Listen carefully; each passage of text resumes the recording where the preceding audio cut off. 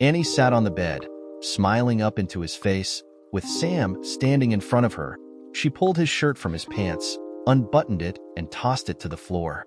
She then began gently kissing his stomach and chest while Sam closed his eyes and moaned slightly. Slowly, Annie leaned back and smiled. Sam held onto her shoulders to steady himself, squeezing them tightly. Sam collapsed onto the bed, trying to catch his breath.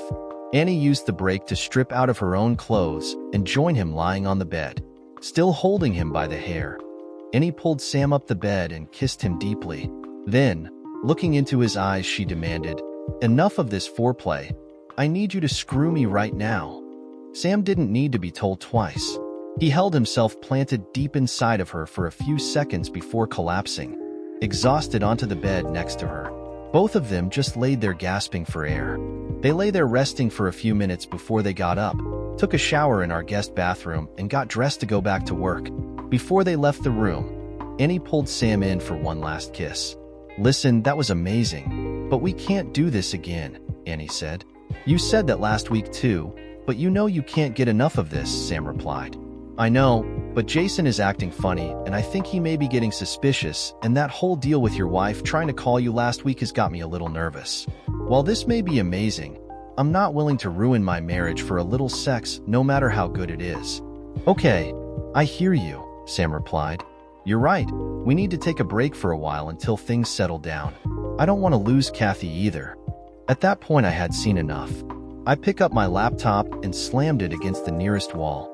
This cheating 304 was going to pay, and if I ever got my hands on this a-hole, Sam, he was going to die a slow, painful death. But before I kill him, my office door opened just slightly and my assistant, Sally, hesitantly stuck her head in and asked, "Are you okay, Mr. Winters?" Taking a deep breath, I replied, "Yes, Sally, I'm fine. I'm sorry if I frightened you. I think I'm going to leave for the day and head to the gym. I have some things that I need to work through, and I think a hard workout may help me." "Oh, and Sally, could you call IT and see about getting me a new laptop?" "Yes, sir, Mr. Winters. I'll get on that right now." With that, I grabbed my coat and headed out the door. I guess I should introduce myself. I'm Jason Winters, and that was my wife of almost 25 years in that video. We met in college, and after dating for 2 years, we married just after graduation. As far as I knew, we had a great marriage for all of those years and 3 great kids. I guess I was wrong. This all started a few days ago when Kathy Mason, Sam's wife, came to see me concerned that there was something going on between her husband and my wife. If not for her, I would still be oblivious to the shit going on right under my nose in my own house. 3 days earlier, "Mr. Winters, I have a Mrs. Mason in the lobby to see you. She said that her husband, Sam, works with your wife and that it was urgent that she see you." "Thank you, Sally. Did she say what this was about?" "No, sir. She just said that it was personal. Tell her I'll be there in a few minutes." I had a bad feeling about this. Why would a woman that I had only met once at a company Christmas party be coming to see me about a personal issue? It was only 11 a.m., and I had done nothing all day but put out fires, and now this. What's worse is that it's only Monday. Maybe it was time to scrap my rule of no drinking until after 5 p.m. I walked into the lobby and saw a pretty brunette sitting on the sofa.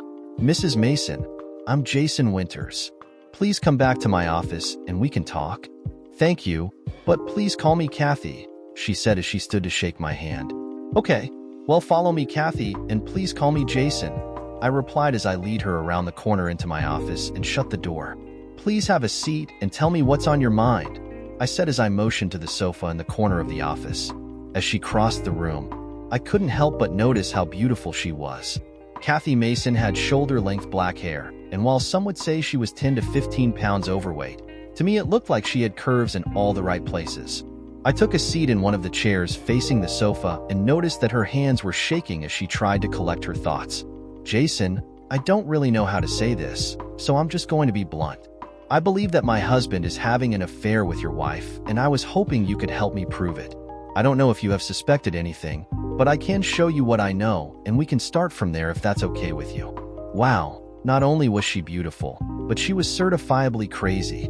I didn't know her husband very well, but I did know my Annie, and the last thing she would ever do is cheat on me and our kids. But I could tell that the only way I was going to get out of this situation was to listen to what she had to say and try to convince her that she was being paranoid. Well, Kathy, please excuse my skepticism, but that is really hard to believe. But show me what you have and let's see where it leads us. I told her. She took a couple of deep breaths to calm herself and collect her thoughts, and then she began. Okay, last Thursday, I was in town running some errands and decided to surprise Sam at the office and see if he wanted to grab some lunch. But when I got to his office, he wasn't there. I asked around and was told that he left for lunch at around 11 a.m. I thought that was strange since I packed him a lunch that morning like I do every day.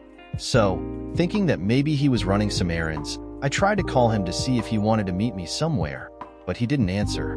I could see the tears forming in the corner of her eyes when she paused for a minute. At this point, I'm thinking, I really need to get her through this story and out of here before the waterworks start. I handed her a box of tissues from the table and asked, "So where does Annie come into this?"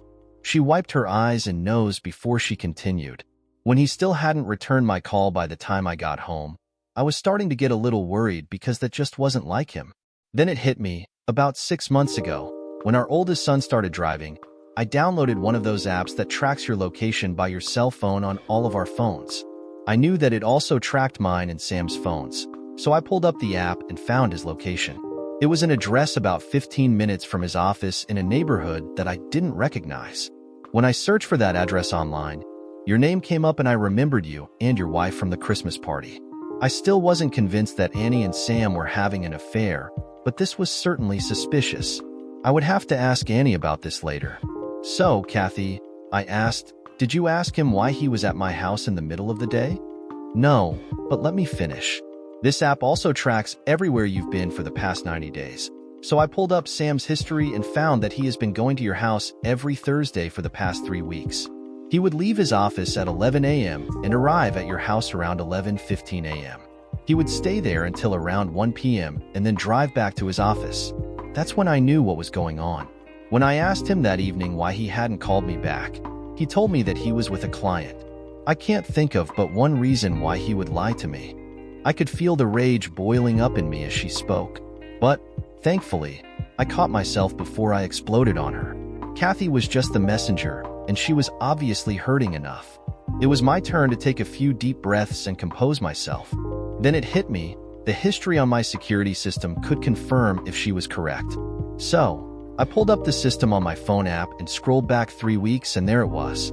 Annie had disarmed the system at 11:15 a.m. and rearmed it at 1 p.m. I then scrolled through to find corresponding entries at the same times for the next 2 Thursdays, but nothing suspicious prior to 3 weeks ago. Kathy just sat there quietly crying while I paced the floor trying to figure out what to do.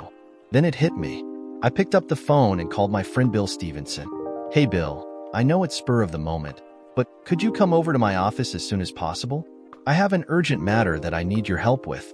Bill confirmed that he would be here in about 10 minutes. I explained to Kathy that Bill was my security system contractor. I develop residential and commercial property, and Bill installs the security in all of my projects, including my house. My plan was to get photographic proof of whatever was going on before we confronted either spouse. Bill arrived as promised, and after I told him of the situation, he laid out for me exactly what we needed to do if we were sure we really wanted to see what was going on. "Just be sure this is what you want, Jason. Once you see the pictures, you'll never be able to fully get the images out of your head." I looked at Kathy and she nodded in agreement, so I told Bill, "Let's do this and let the pieces fall where they may." Bill explained that my current security system would not be of much help. The cameras inside the house are motion activated, but they only activate when the system is armed. This is designed to ensure privacy. But he could install some really small high-definition cameras in whichever rooms I chose that would give us crystal clear video and audio of everything going on in those rooms. I gave him the go-ahead, and he promised to get everything installed the next day after Annie left for work. The plan was to install 3 cameras, each in the master bedroom, the guest bedroom, and the great room. Bill promised that he could set them up so that we could get a 360-degree view of everything in those rooms. The cameras would be motion activated and capable of automatically filtering the light to get perfect pictures at any time, day or night. The cameras transmitted a signal to a receiver that Bill installed in my attic, and I could watch them via a phone app. The video would also be saved in the cloud in case I needed it in the future. Now all we had to do was keep our cool for a couple of days and see what we found out. That was a lot harder to do than I imagined. But I kept myself busy with work and even worked from my home office in the evenings after dinner to avoid any lengthy conversations with Annie. Kathy had it a little easier. Her kids were both still at home, so she stayed busy with their activities. With 2 teenage boys, she was running around with them, and as was normal, she barely had a moment alone with Sam in the evenings. At my house, it was only me and Annie, so it was a little harder. All of our kids are off at college. Our daughter, Savannah, is a senior, and our twin boys, Mark and Jeff, are sophomores. They all attend the same college where Annie and I met. I spent most of Tuesday and Wednesday evenings alone in my office trying to figure out how to tell them about all of this.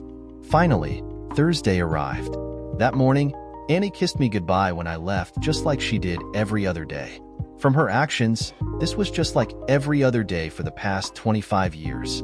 Since Monday, I had been trying to remember any strange changes in her behavior over the past 3 weeks, and there really wasn't much there.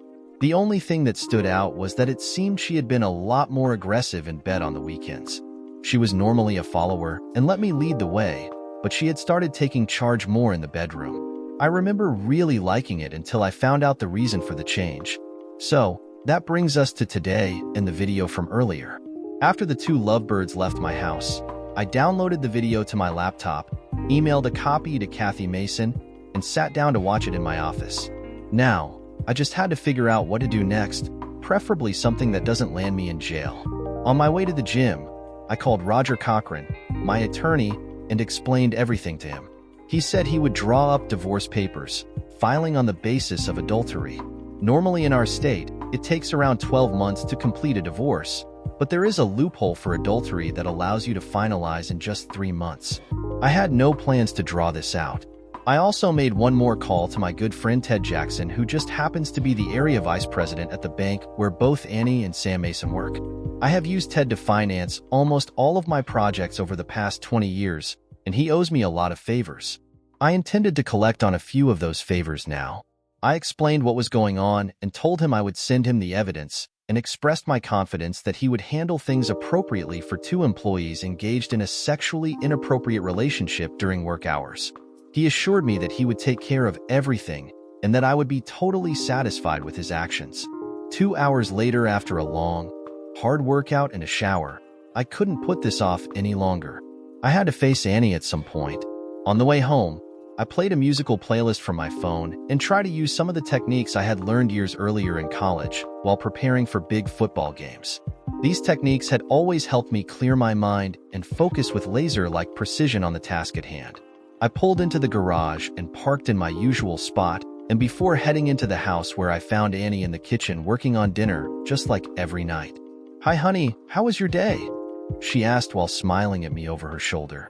"Shitty," I grunted as I dropped my briefcase and headed to the bar for a drink. "Oh honey, I'm sorry.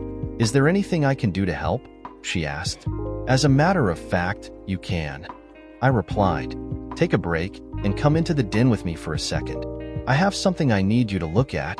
She came in and slid in beside me on the sofa, rubbing my thigh with her hand. "Okay, baby, so what exactly is it that you want to show me?" I took out my phone and pulled up the video app, turned the volume up to the maximum and hitting play, handed her my phone. She watched the black screen for a second, and then a look of horror enveloped her face as she saw herself and Sam. "Oh shit," she mumbled. Then panic set in as the scene unfolded on my phone.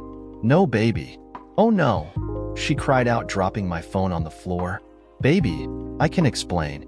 It's not what you think," she pleaded. That was it. At that moment, all of my patience and self-control was suddenly gone and replaced with all of the hurt I had experienced over the past week, and I just exploded.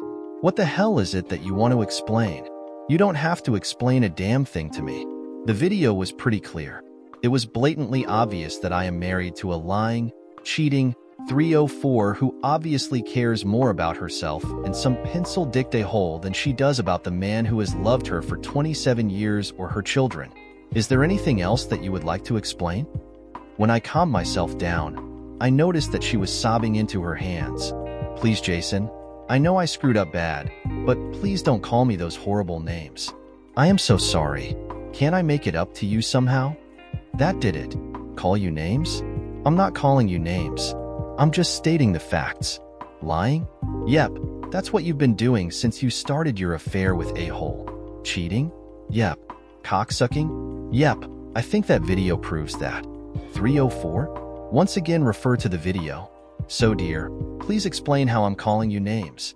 As far as being sorry, the only thing you're sorry about is getting caught. You sure as hell didn't look sorry while you were screwing a hole." My face was flushed and I could feel my heart racing in my chest. I closed my eyes and took some deep breaths to calm myself before I had a heart attack. When I opened my eyes, Annie was curled up in a fetal position sobbing. "Okay, Jason," I whispered to myself, "get it together. Just explain the options to her and get the hell out of here." "Listen, Annie, I just want you to be clear on your options at this point. Roger is drawing up divorce papers as we speak. You will be served with those next week, and you need to take those to a lawyer and have him review them. I think I am being very fair in what I am offering. Half the equity in the house, half the retirement accounts, and $5,000 per month for 12 months. You've got 2 weeks to sign them to avoid going to court where I will be forced to play that video for the whole world to see, including your children and your parents. It's your choice. Now I'm going to leave, so please do not call me, do not text me, do not email me. In fact, if you see me around town, please turn in the opposite direction because I don't even want to see your face. Is that clear?" With that, I got up, went upstairs and packed some clothes and headed to my car. "I'll send someone to get the rest of my things. You can stay here until the divorce is final. I can't stand the thought of being in this house after the way you've defiled it." I paused and looked back for a moment at my home of 20 years and then slammed the door, leaving her sobbing on the sofa. When I left my house, I drove straight to the apartment that my secretary, Sally, had arranged.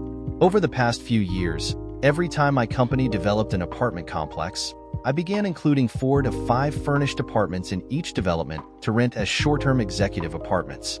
Our area has a lot of foreign companies, and many of them have managers from their home office come to town for several months at a time.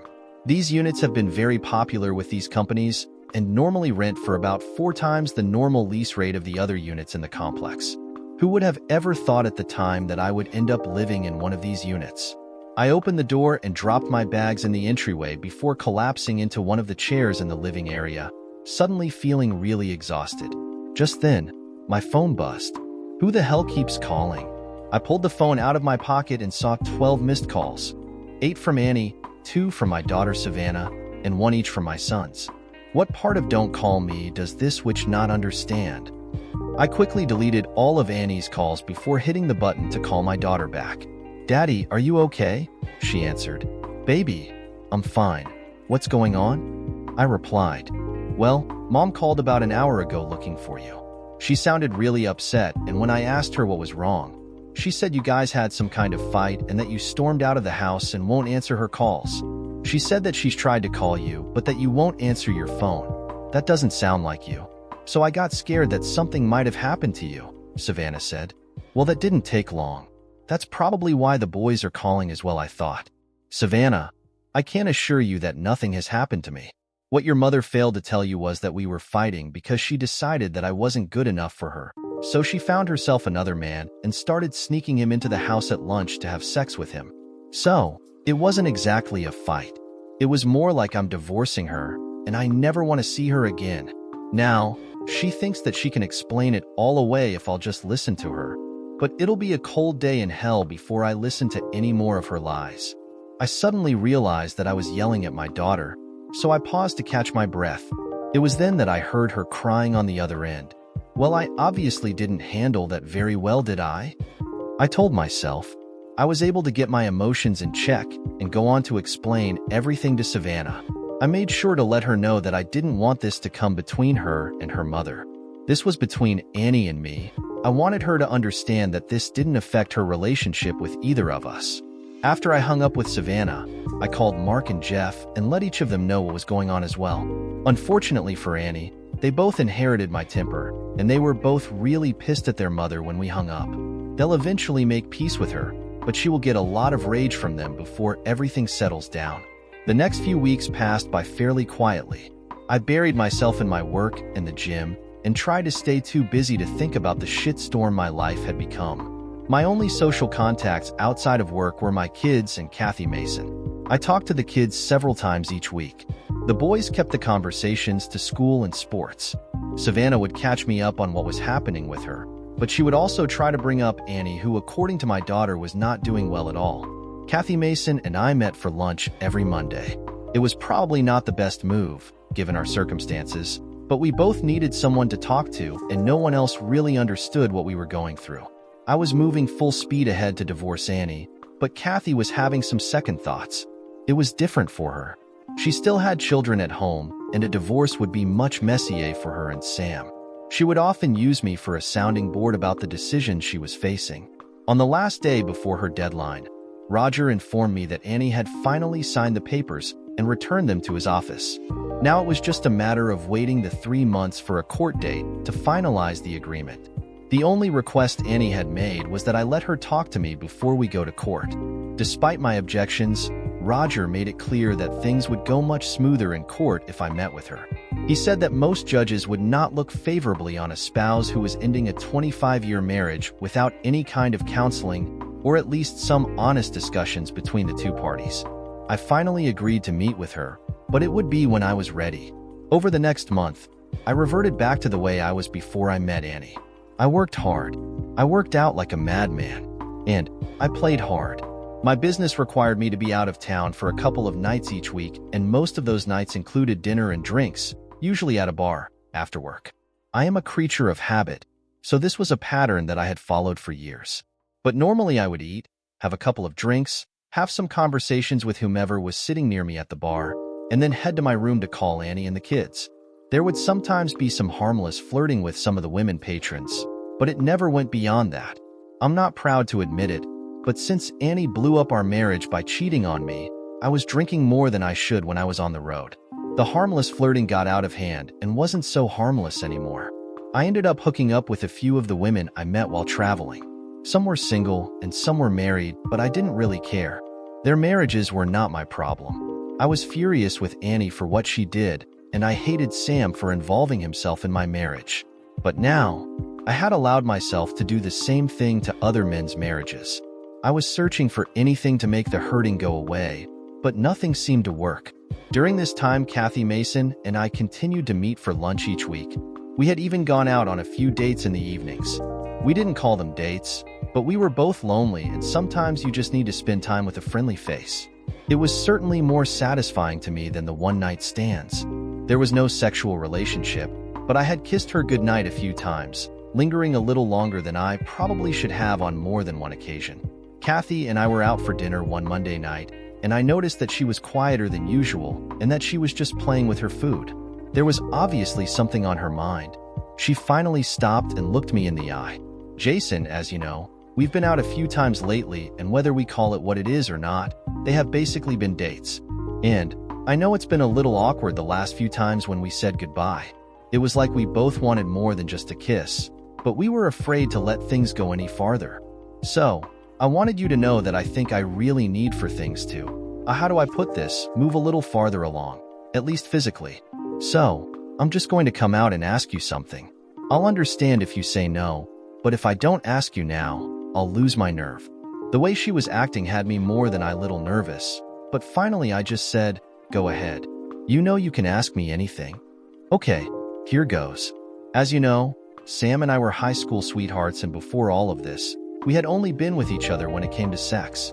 At that point, she paused to collect her thoughts. I'm not really sure whether I can give him a second chance or not. Some days I want to try, and some days I just want a fresh start on my own. But I'm still a woman, and I still have certain needs, if you know what I mean, and I think you probably have some of those same needs. I just nodded to let her know that I understood as she paused to collect her thoughts. So, what I wanted to ask you was if you would be willing to help me take care of those needs.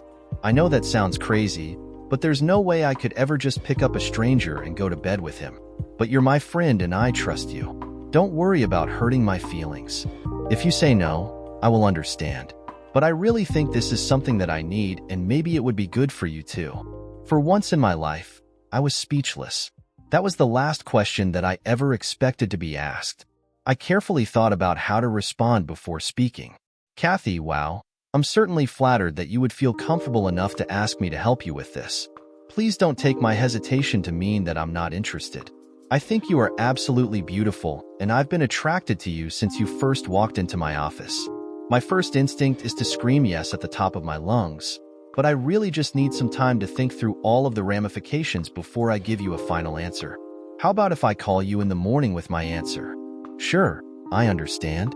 I know this is a huge favor I'm asking, and I can certainly understand if you decide not to do it. I just didn't know who else I could come to." After that, we finished eating and talked a little more before it was time to go. I promised to call her first thing in the morning with my answer. At some level of my soul, I knew I was going to do it as soon as she asked. Hell, I had been imagining what it would be like to be with her for weeks now. I just needed to convince myself that I could do this and then walk away from her. I knew that if, after this, she decided to commit to her marriage, that I couldn't see her anymore, not even for lunch. It came to me on my way home that evening that just maybe this could help us both move on. So, I called her. "Hello," she answered. "Hey Kathy, this is Jason. I've thought about what you asked, and my answer is yes on one condition." There was silence for a second on the other end before she tentatively asked, "So what is this condition?" "Well, if we just met at my apartment or at your house and had sex, it would just feel like a one-night stand. I need something more from you to feel comfortable doing this. So, the condition is this. I think a change of scenery would do us both some good. If you will agree to go away with me this weekend, I will agree to have sex with you at some point over that time. We could leave on Friday and come back late Monday." "Wow, count me in," she replied. "I was so sure you were going to say no. I'll just tell Sam that I need to get away to clear my head and that he needs to watch the boys for a few days.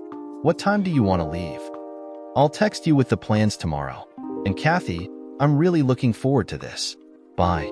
As soon as Sally got in to work the next day, I had her make all the reservations for the weekend, and then I texted Kathy and told her to meet me at the airport at noon on Friday. In spite of all of her questions, I insisted that everything was a surprise, and she would just have to wait until Friday to find out the details. So, after an agonizingly slow week, here I was standing in front of the terminal when I saw her walking towards me wearing a pair of tight, faded jeans, boots, and a form-fitting sweater that accentuated her full breasts. "You look amazing. By the time we board our flight, I'll be the envy of every man in this airport," I said. She leaned in to give me a hug and whispered in my ear, "If you keep talking like that, you won't make it to that plane, mister. So, what's the big surprise? Where exactly are you taking me, Mr. Winters?" I just smiled as I handed her the ticket. "New York. You've got to be kidding me. I've always wanted to go there." "Well, Mrs. Mason, you'll be pleased to know that we have reservations at some very fine restaurants for the next 3 nights and tickets to see Hamilton on Broadway tomorrow night." I grabbed her bag and headed to check in with a very happy lady at my side. After a smooth flight, we landed at LaGuardia and took a cab to our hotel. It was one of my favorites. It was located across from Central Park, and our room looked out over the park.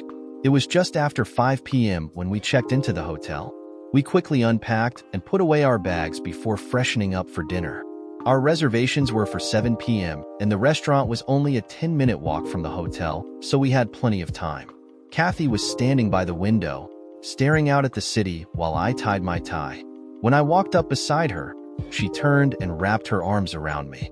"Well, Mr. Winters, I asked for one small favor, and you take it to a completely different level than anything I could ever imagine. This is absolutely amazing. I could be mistaken, but I'm thinking that all of this may have just entitled you to the girlfriend experience this weekend." "That's what I was hoping for, Mrs. Mason," I replied as I pulled her closer and gently kissed her. After a few seconds, I pulled away. "We'd better stop this now and head to dinner, or we're never going to make it because I am getting really close to just throwing you on that bed and having you for dinner." We made the 10-minute walk to the restaurant hand in hand while taking in the sights and sounds of the city. The dinner was amazing, just like I remembered it from the last time I was here, and after dessert and way too much wine, we headed back to the hotel. When we got back to the room, I could tell that she was getting nervous, so I took both of her hands in mine and looked directly into her eyes. I want you to know that we won't do anything that you are not comfortable with. If all you want to do is act like tourists and enjoy the city, that's fine with me. If you want to go through with your original request, that's fine too. I just want you to relax and enjoy the weekend. No pressure, okay? I led her over to the window, moving behind her and wrapping my arms around her waist. I want you to look out at this beautiful city. This weekend is all about you. I want you to experience things you never have before. Just try to relax and let me take care of everything.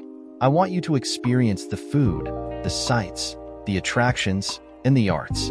Let's just enjoy the city, and if you want to explore some casual sex between friends, I will be more than happy to make that happen. I could see the tears forming in the corner of her eyes. No, Jason. I really want to go through with this, and I need it more than you will ever know. I'm just really nervous. I've only been with one man, and after all that's happened, I just feel so inadequate because I obviously wasn't able to keep him satisfied. Listen, Kathy, I think we are both in the same place. We both feel inadequate in a number of ways. But what they did is not about us. No matter what was lacking in our marriages, they didn't have the right to go outside of the marriages looking for answers. They should have addressed those with us. If anyone is inadequate, it's the two of them. Now enough about them, let's just enjoy being here and being with each other for the next few days. With that, I gently kissed the back of her neck, just behind her right ear. Kathy closed her eyes and leaned back into me, tilting her head, inviting me to continue. Now let's hear the story from Kathy's perspective. Yes, that feels so good. I closed my eyes and leaned into his body. With his left hand, he pulled my hair to the side of my neck and continued planting gentle kisses just above the top of my dress. I could feel his hands moving down my sides, brushing against the sides of my jugs before finally coming to rest on my hips. His lips continuing to brush against my skin, and then he took my earlobe into his mouth and gently sucked, then looking him in the eyes.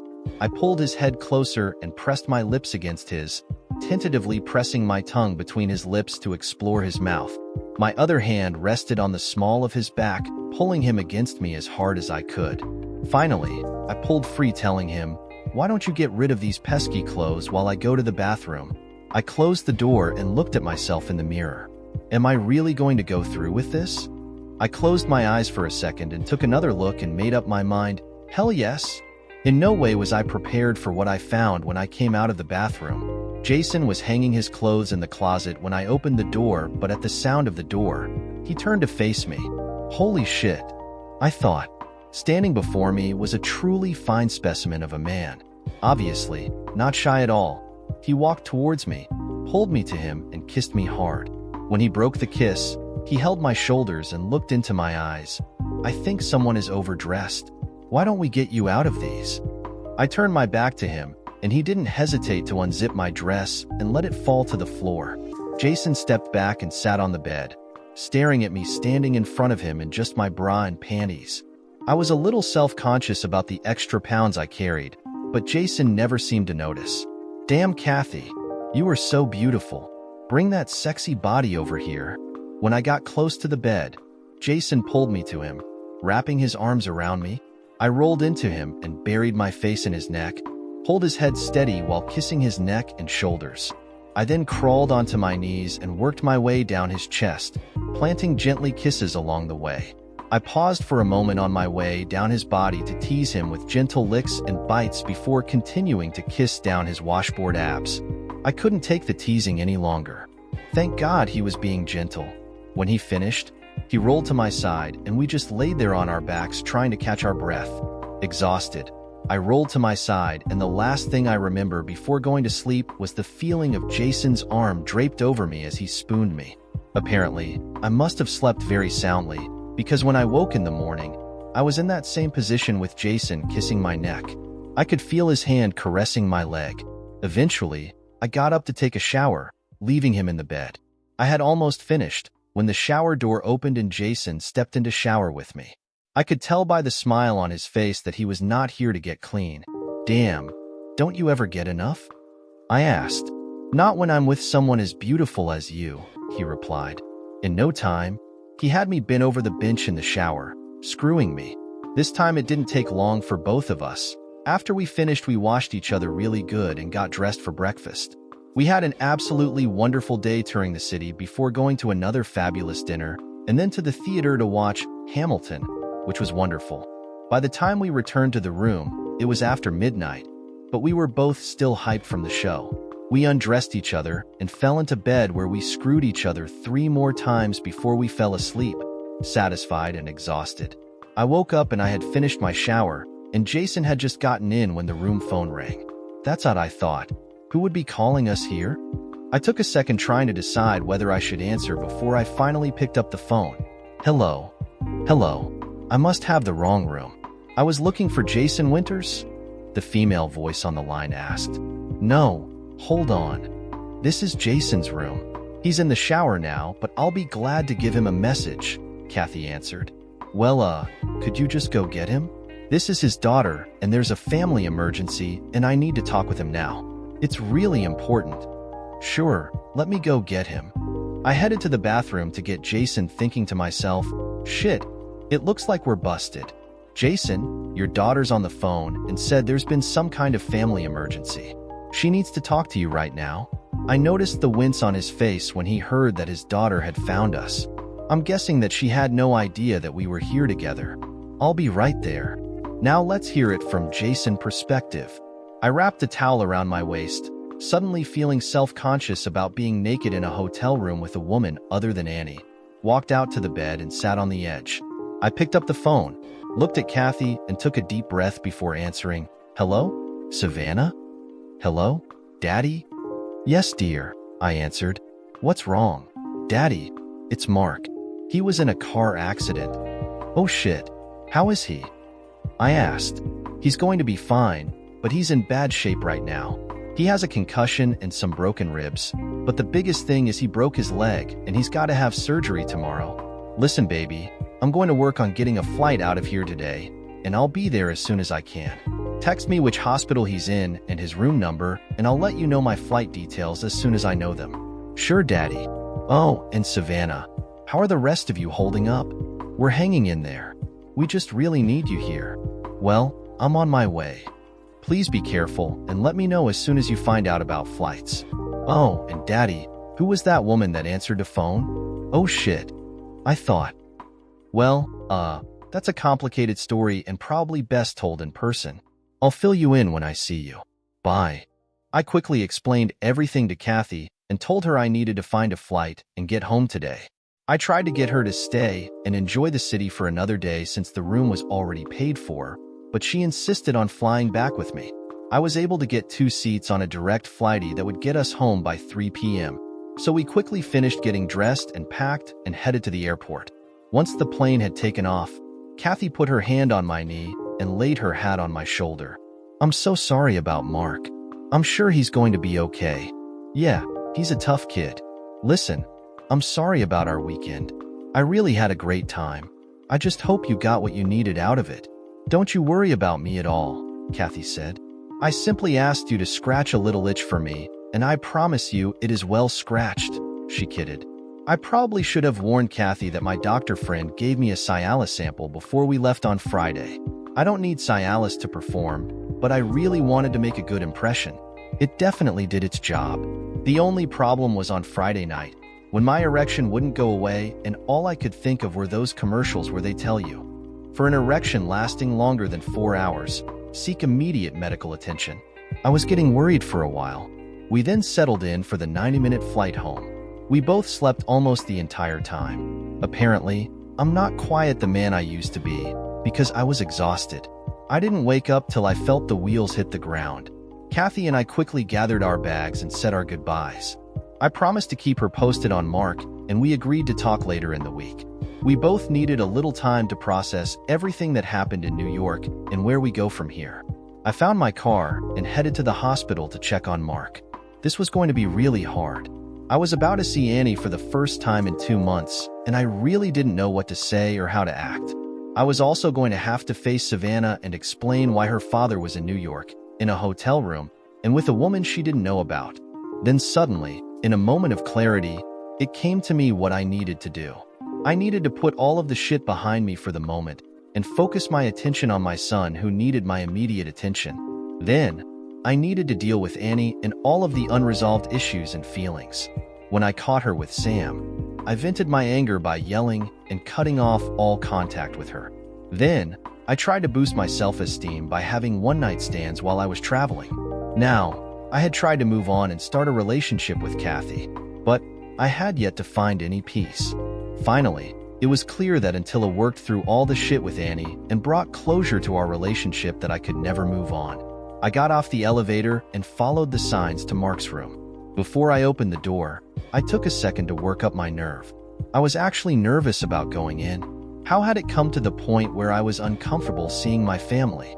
Okay, Jason, get yourself together and just go in and be yourself. So, I took one last breath and opened the door. Daddy, Savannah exclaimed. I'm so glad you finally made it. She crossed the room and wrapped her arms around me, squeezing me tight. Well, hello to you too, baby girl. I then saw my other son, Jeff, sitting in one of the chairs. I looked over at him and smiled. What? No hug for the old man? Hey, Dad, he said. When I got to his chair, her stood up and hugged me too. It looks like Mark's going to be laid up for a while. So I guess now when you come up to school that you can just take your favorite son out to play a round of golf, huh? Yeah, I laughed. I guess I won't have to take Mark along just to keep him from getting jealous. But when he gets back to normal, we'll have to play it cool and ask him to come along too. I turned to Mark's bed, and he appeared to be asleep at the moment. Annie was sitting by his side, like I knew she would be. It was obvious that I was making her nervous. She had yet to raise her head to look at me. If we were going to make it through the next few days, I knew it was going to be up to me to ease the tension. I walked over beside the bed next to her. So, Annie, how's our boy? Well, not too bad at the moment, but he gave us quite the scare yesterday, she answered. For the next couple of hours, we sat around Mark's room and reminisced about the kids growing up and some of the crazy things they did. After the initial tension, everyone seemed to relax. At around 7 p.m., I insisted that everyone go home. I told Savannah and Jeff to go back to school and that either their mom or I would call them as soon as Mark was out of surgery. I also made Annie go home. She looked exhausted, and I really wasn't ready to be alone with her yet. The next day, Mark's surgery went well, and a few days later he was released to go home. Annie and I managed to get him home and settled into his room. Being back in the house brought back some unpleasant memories, but I had promised myself that I would just suck it up for Mark's sake. After he was settled, I told him goodbye and that I would stop by to see him tomorrow. I was almost out of the house when Annie stopped me to remind me that I had promised to talk with her about what had happened before our divorce was finalized, and that we only had a few weeks left before the court date. Damn, I knew she was right. Okay, I guess I've put this off as long as I can, I thought. How about I come by on Saturday morning, and I'll let you tell me everything you have to say. Yeah, Saturday would work for me. How about around 8 a.m. and I'll fix some breakfast, she asked. Sounds good, Annie. I'll see you then. I spent the next 2 days catching up at work and figuring out what I wanted to say on Saturday. Kathy and I met for dinner on Friday night and talked about the prior weekend. I just wanted to make sure she was all right with everything that happened, and she was. We both agreed that neither of us was ready for another serious relationship right now, but we both also agreed that an occasional date and roll in the hay was still on the table. And, just to prove it to ourselves, we went back to my apartment and had sex like a couple of horny college kids for a couple of hours before she had to head home to her boys. True to my word, I showed up at my old house at 8 a.m. Annie met me at the door and had a big breakfast ready. After I checked on Mark and the three of us ate breakfast, Mark headed to his room to catch up on the classwork that he had missed the past week, and Annie and I went out on the patio for some privacy. She sat there nervously for a few seconds, obviously trying to make sure she said things just right. First of all, I need to tell you that I am sorry. I'm sorry for what I did with Sam. I'm sorry for hurting you. I'm sorry for all the lies. You need to know that I realize that this is all my fault. You did absolutely nothing to deserve what I did. I just want to try to explain why I did what I did. But please don't take any of these to be excuses, because there is no excuse for what I've done. At this point, she paused to see my reaction. I just sat quietly and waited for her to continue. This was her show, and at this point, I still wasn't in any mood to go easy on her. Her apology did mean something to me on a certain level, but I wasn't sure if I was ready to accept it yet. I had forgiven her weeks earlier, but that was for my sanity. I was so wrapped up in my anger that it was making me ill at times. Then Kathy convinced me that I needed to forgive Annie. She helped me process the idea that by forgiving her, I wasn't saying that what she did was okay. I was just telling myself that it was time to move on with life. When she realized that I was not going to respond, she decided to continue.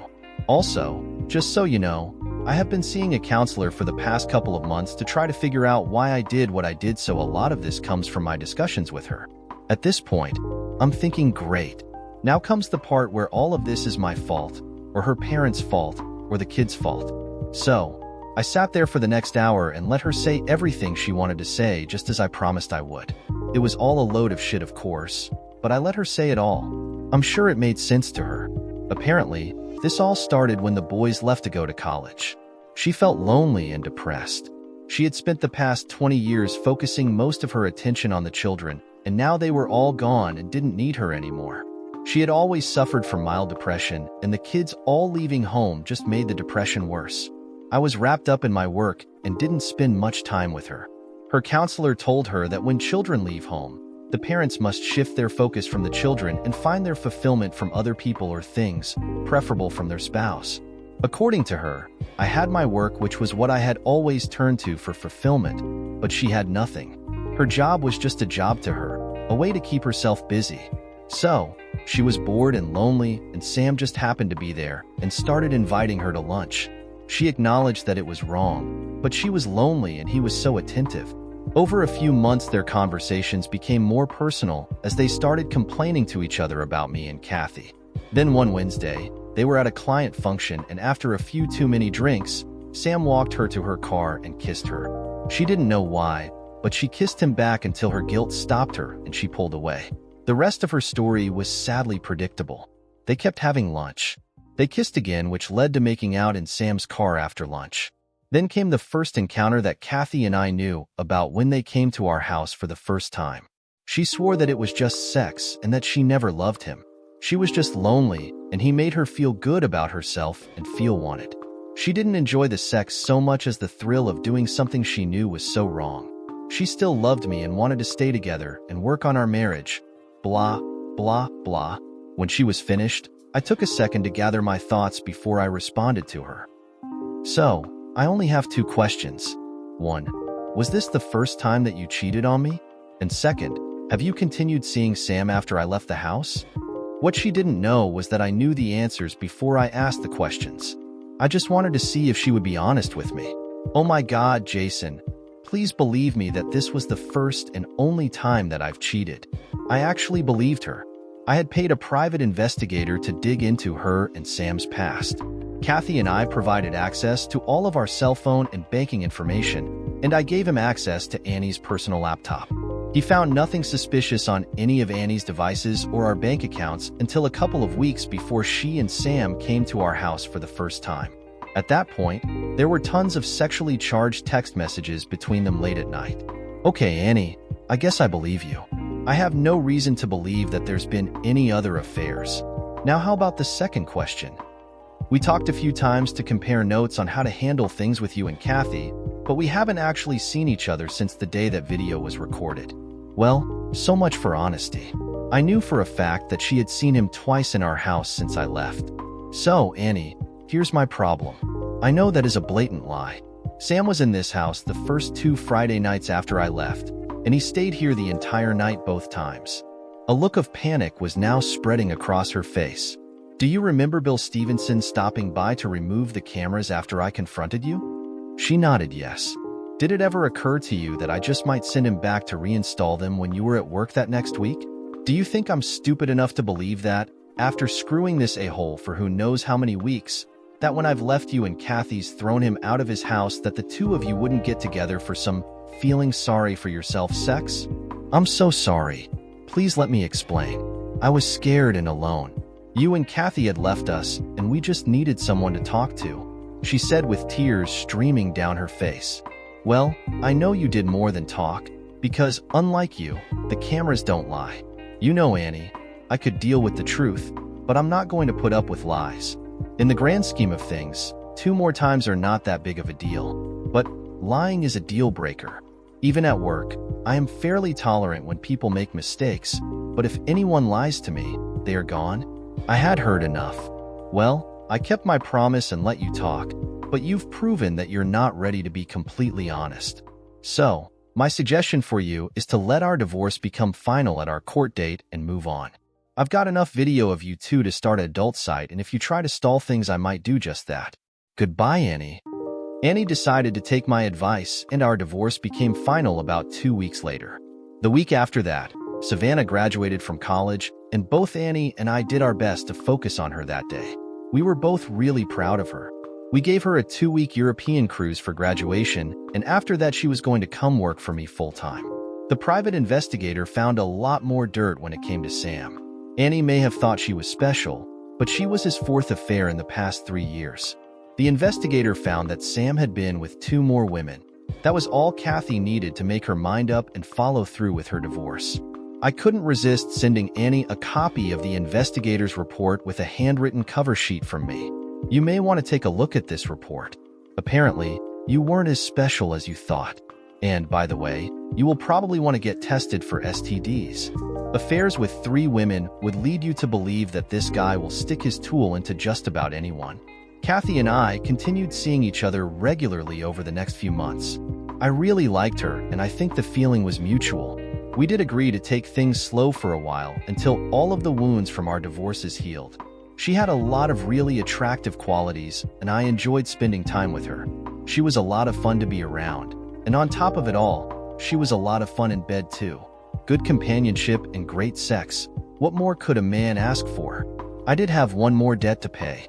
I had been trying to think of how I was going to pay Sam back for all the hurt he caused, preferably one that kept me out of jail. I finally came up with an idea and ran it by Kathy. At this point, I cared too much about her to do anything that would cause her pain. She laughed and said her only regret was that she wouldn't be there to see the look on his face. When the PI was investigating Sam, he discovered that he stopped at a particular bar every Friday night after work before heading home to his apartment. So, one Friday night, about 2 weeks after Sam and Kathy's divorce was final, I had one of my project managers go with me to pay Sam a visit at the bar. Bob was about my height, but he was probably 50 pounds heavier. We entered the bar and found Sam exactly where the PI said he sat every week. He was in a booth by the windows, sitting by himself. I walked around so that I could approach him from the rear, and Bob approached from the opposite direction. When we got to his booth, we both pushed our way into the booth with me beside Sam and Bob facing him. Well, old friend, do you remember me? I asked. It took a second for it to register in his brain that I was Annie's husband. Then his eyes went wide and the color drained from his face. Look, I don't want any trouble. I'm really sorry for what I did, so can't we just let the past stay in the past? I flagged the waitress down and told her, my friend here wants to buy us a drink. Can you bring us 2 of your best bourbons? Oh, and make them doubles. After all, when you screw a man's wife, the least you can do is buy him a drink. At that, Sam sank a little deeper into the bench. You know, Sam, you don't just get to screw a guy's wife and not have to pay some kind of price. It was a good thing for you that I didn't find you when I first saw that video. My first thought was to rip that pitiful little tool of yours off and shove it down your throat until you choked on it. But lucky for you, I'm too old to go to jail. So, let me explain to you how things are going to work for you. You will never speak to, interact with, and certainly never screw Annie again. Is that clear? Yes, sir, he meekly replied. Don't worry about me. I'll go the opposite way if I ever even spot her walking down the street. Good. Now that we've got that clear, there's one other thing. You will never miss, be late with, or short pay your alimony and child support to Kathy. Is that clear? Yes, sir. Crystal clear. I turned my drink up and finished the last bit, and then reached into the bag I had sat beside me when I walked in, pulled out a box, gift wrapped in black paper, and handed it to Sam. Go ahead and open it, a-hole. Sam cautiously opened the gift and found a box containing a 1.75-liter bottle of Johnny Walker Black Label. Confused, he said, I'm not sure I understand. What's this for? Do you remember me just telling you that when you screw a man's wife, the least you can do is buy him a drink? He nodded that he understood. Well, a-hole, As much as I've screwed your ex-wife in the past 3 months, I figured I owed you a whole bottle. Enjoy. Dear listeners, please share your thoughts in the comments section below, and don't forget to like, share, and subscribe.